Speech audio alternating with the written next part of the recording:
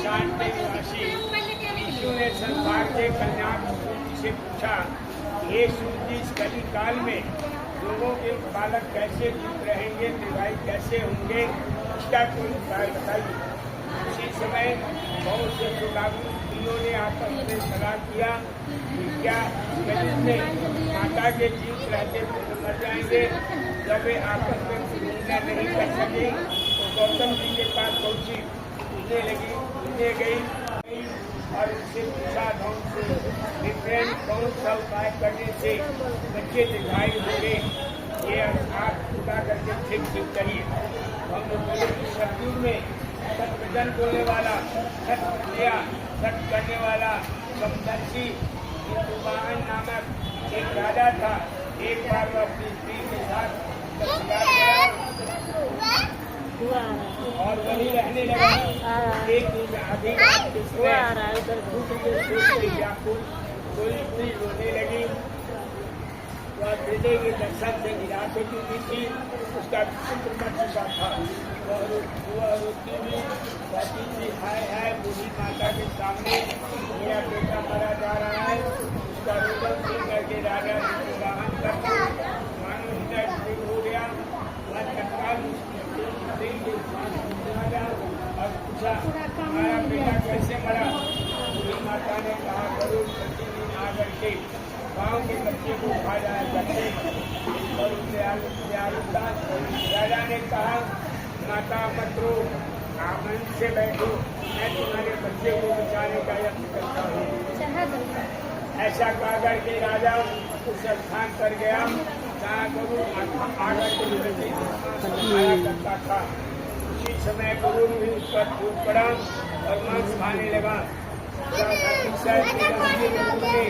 राजा का बायां अंग खा लिया तो झटपट राजा ने अपना दाहिना हाथ उठा दिया और गुरु को सामने रख दिया। कहते करके गुरु ने कहा कि तुम कोई देवता हो, कौन हो, तो मनुष्य को नहीं जान सकते। अच्छा अपना जन्म और बताओ। से राजा ने आज खाना व्यर्थ है, अपनी इच्छा अपना पेट भरो, सुन करके पूरे आदर के राजा ने कहा, मेरी माता का नाम शब्या है, मेरे पिता का नाम शालिवाहन है। पूरे वंश में मेरा जन्म हुआ है और वाहन मेरा नाम है। राजा की दयालुता के कहा, हमारे मन में जो विलासा हो। राजा ने कहा, यदि यह है उनका वह कर दीजिए। अच्छा अब तक पूरे बच्चे को खाया है, इसके बाद आप बच्चे नहीं खाएंगे। आपसे आप यहाँ बाल बनाता है, कोई ऐसा उपाय करे यहाँ से उत्पन्न हो। बहुत दिनों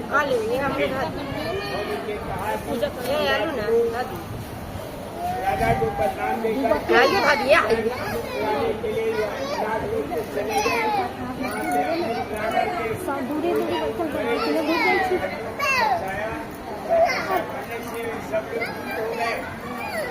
पहले गरुड़ ने खाया था।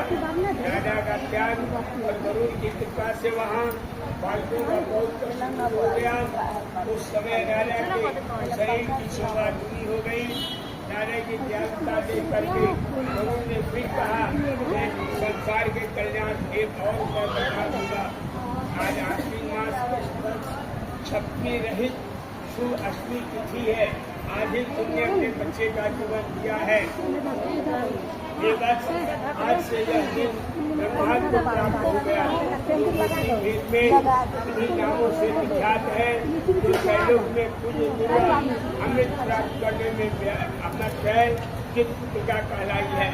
सो इस किसी को क्रियाओं दुर्गा की और की बना करके हमारी पूजा करेगी। वह दिनों दिन उनका सौभाग्य बढ़ेगा और वंश की पूरी क्रांति होगी। ये महाभारत इस विषय में विचार करने की आवश्यकता नहीं।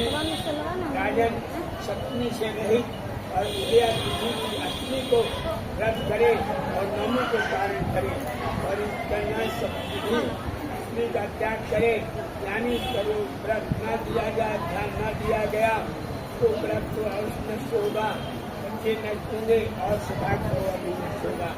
ये तो वाहन तो सब बता दे करके करो। बैकुंठ धाम तो चले गए, राजा भी जो है सब चला गया, सेवा सुन गया। जो धर्म से कहते हैं कि हे देवी, मैंने आपसे व्रत तुमको बताया है, इस व्रत के करने से बच्चे दीर्घायु होते हैं। हे देवी, तुम मृत्यु पीछे इस व्रत और दुर्गा जी का पूजन करो, ये अभिलाष प्राप्त होगा।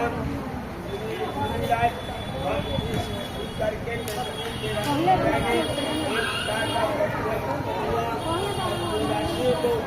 जाकर के गौतम ने कहा कि यह व्रत और उसको प्रभाव को किसी एक चीज ने सुन लिया और अपनी सखी प्यारी को बताया। इसके बाद बैठ करके चीज ले और उसी वृक्ष के एक होते में बैठ करके श्यामी भी किया। नीचे पास में आई और पीपल के खोते में बैठी भी श्यामी शक्ति सुना। श्यामी ने कहा उसको अति नहीं लग गया,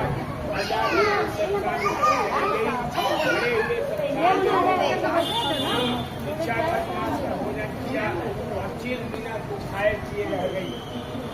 जो सवेरा हुआ, वह सवेरा होते ही वो खाने में गई, गौ का दूध पी लिया, सब दोनों से निकल गए, उसको फल की प्राप्ति मिल गई। इसी तरह से अयोध्या में दोनों बहनों का जन्म हुआ, एक राजरानी हुई और एक जो राजा थे उससे ब्याही गई, दूसरे उनके मंत्रीगण से ब्याही गई। दोनों सब लक्षणों से युक्त थी, इसलिए बड़ी लड़की काशीराज के साथ और छोटी लड़की मंत्री के साथ गर्भ ज्ञान अग्नि से सामने चित्र पर ब्याही गई। कुंभ के फल कर्म से नहीं राजरानी थी और जिस किसी में संतान पैदा करती थी वह उत्पन्न करती वह मर जाता था। गुरुजन के बातों को स्मरण करने वाले मंत्री को पत्नी ने अस्पतालों से तेजस्वी 8 महीने उत्पन्न हुए और सभी जीवित रह गए।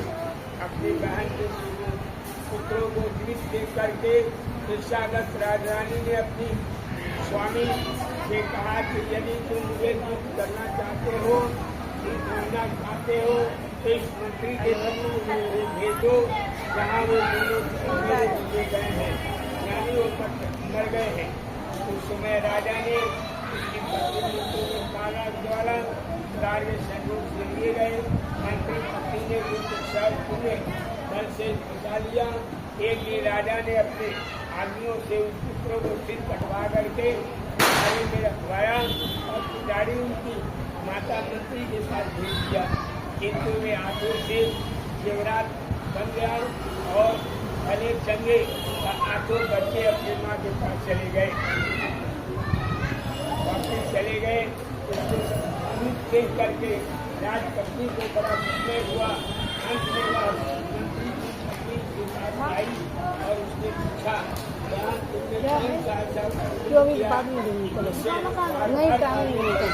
हमारे बेटे नहीं मरते। और मंत्री की पत्नी ने कहा गुरुजन में तुम छीन थी, मैं तुम श्यार नहीं। घर वाला हमने पिता का किया तो भली भांति उसका नियम पालन नहीं करी और मैंने किया। तुम्हारे बेटे नहीं जीते और मारे जाते हैं। ये राजरानी आप तुम उस टीका के व्रत को करो, तुम्हारे बेटे दुधाई हो गए, मैं तुमसे सच सच कर रही हूँ। इसके लिए कथानुसार राजा ने भी जब किया कभी से उनसे कई बेटे सुंदर और दुधाई होकर के बड़े बड़े राजा हुए। सूर्य कहते हैं इस प्रकार का आनंद देने वाला मैंने हृदय में बतलाया है। स्त्रियाँ संतान चाहती है तो बच्चे सुखपूर्वक करें, नियम पूर्वक करेंगे तो ये तिहाई बच्चे दुखाई होंगे और सरकार को दुखाई होगा, इसमें कोई शक नहीं है। प्रेम से बोलिए तुलसी महाराज।